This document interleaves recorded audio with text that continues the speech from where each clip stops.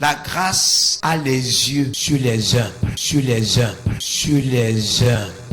Avant la fin de l'année, si quelque chose va se passer. Donc j'ai dit que quand on finit ce programme, mes leaders et moi, on doit s'asseoir. Le Saint-Esprit doit nous donner des stratégies. Il nous a déjà même donné ces stratégies. On doit seulement les appliquer. Vous savez, pour posséder Canaan, il a envoyé 12 espions. Pour posséder Jéricho, il a demandé à Josué d'envoyer aussi des espions. C'est vrai. Après, il leur a donné la stratégie, comment il devait faire le tour de Jéricho pendant 7 jours. N'est-ce pas? Est-ce que c'est vrai? Hein?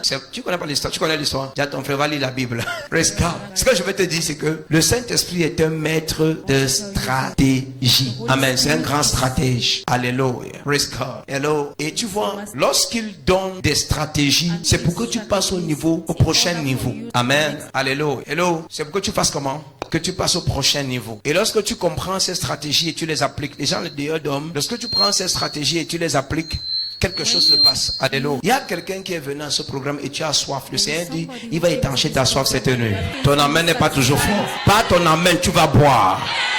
Dis un amen de vivant et tu vas boire.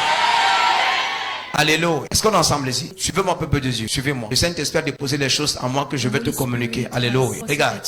L'extrême faveur de Dieu, c'est le 3e jour. Amen. Tout ce que je disais là, c'était pour planter le décor. Il faut que tu comprennes quelque chose, enfant de Dieu. Quiconque est ici, pour que tu passes au prochain niveau, il faut que la grâce te localise. Mais la grâce a ses critères aussi. Je ne savais pas ça. J'ai su ça avec le temps. Beaucoup pensent que si la grâce décide de te localiser, elle te localise. Faux. Faux, faux, faux, faux.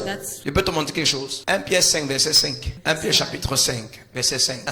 La grâce a les yeux sur les humbles. Beaucoup disaient que non, la grâce, si la grâce te localise, si la grâce peut te localiser, mais tu peux aussi la frustrer. 2 Corinthiens 6, 1. Puisque nous travaillons avec Dieu, nous vous exhortons à ne pas recevoir la grâce de Dieu. La grâce de Dieu, tu peux la recevoir en vain. Tu viens à l'église, tu es sauvé. On t'accepte à l'église. On te donne une place à l'église. Mais tu refuses de laisser transformer par la parole. Et pour finir, Jésus-Christ t'exclut de son église. Tu as reçu la grâce de Dieu, mais en vain. Judas Iscariote a reçu la grâce en vain.